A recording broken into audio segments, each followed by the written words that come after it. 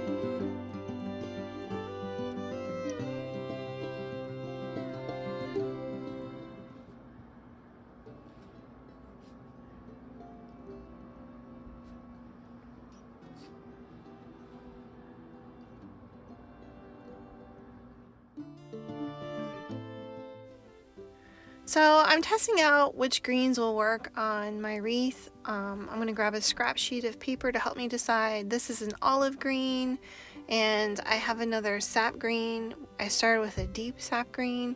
I've listed my new favorite brush set below. I'm going to use a tiny brush for the pine branches, which is coming up next here. This set surprisingly is under $7. For 10 brushes, and I love how much control I have with the smaller brush heads, and they are very comfortable to hold, so be sure to check those out. They're on Amazon. So don't be afraid to test out different greens. You can see these three are different here, and blend them together. I really think that gives some dimension and just a beauty to a painting. You can see here I'm just kind of roughly practicing some different strokes here, seeing how the greens kind of overlap and how they coordinate before I choose which one I'm going to use. I'm going to go not with that dark olive green, but with the regular sap green. It almost looks olive on my paper, and I really like that. I'm using a number 1 brush size for these pine needles so that I can really control the tiny strokes needed to differentiate each needle. Hold your brush lightly and make wispy strokes with this. Shift your paper around until you get a feel for what is the most comfortable for you to hold your brush and to control where your paint goes. The harder you press on these, the thicker the individual needles will be. You want a light, thin needle stroke, so hold it lightly and just use the tip of your brush for these. Get lots of practice on some scrap paper until you get the feel for this, and then once you get into the rhythm, these will go a lot faster, and hopefully you'll find this very relaxing. I could do pine needles for hours.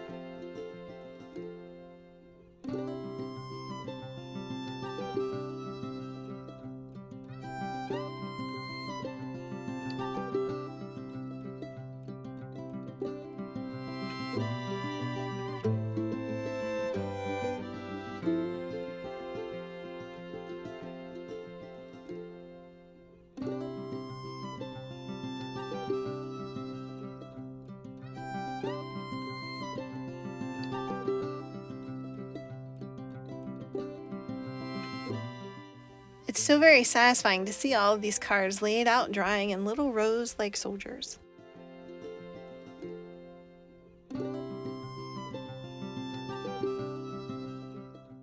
Next, I'm adding some bright pops of color with my Brilliant Red. I'm painting circles in groups of 3 for this wreath. Each circle will have a tiny little white spot left unpainted, so it appears to have some light reflecting on it. Sometimes my circle mysteriously closes up with the pigment, and that's okay.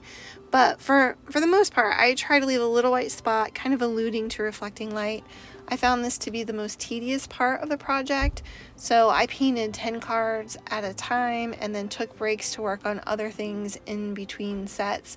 You'll notice I overlay some layers here to add some depth. So some of the pine needles cross over on the deep sap green leaves.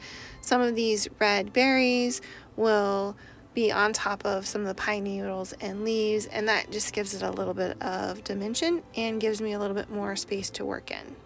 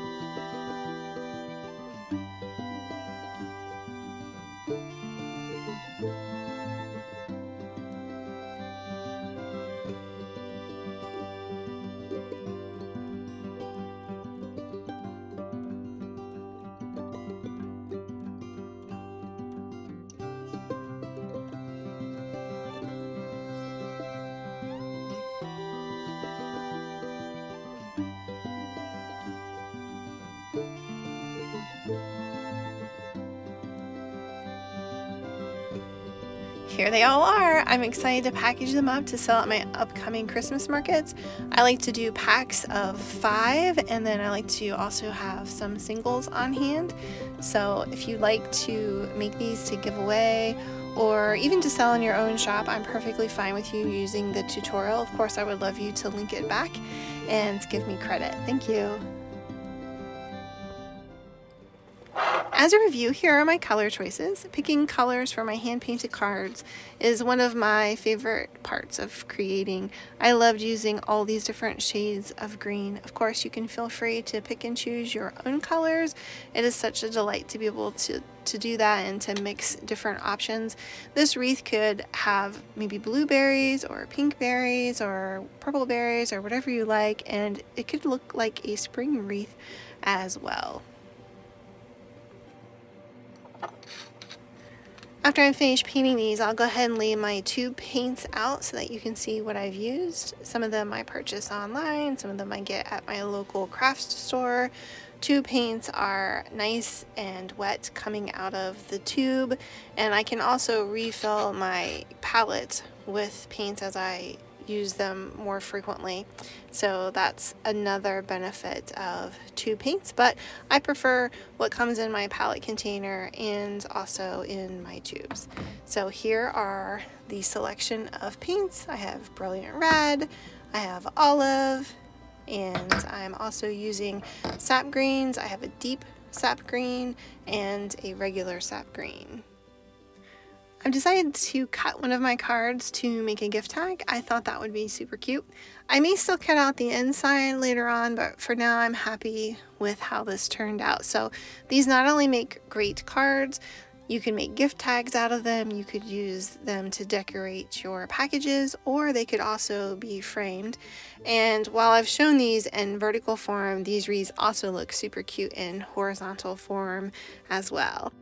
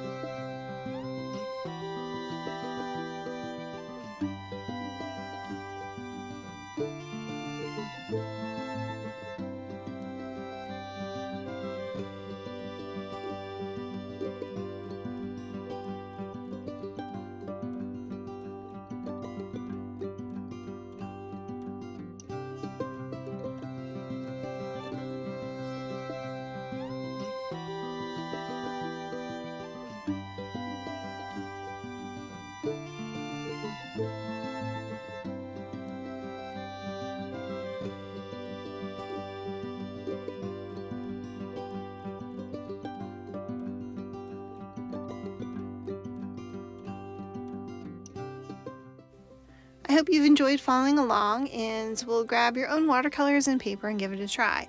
I've linked supplies below if you're interested in getting started. I'd love to know if you are a beginner painter, a pro, or are still convincing yourself to give watercolor painting a try. Also, let me know what you'd like to see me paint next. Here are a few more Christmas tutorials. Happy painting!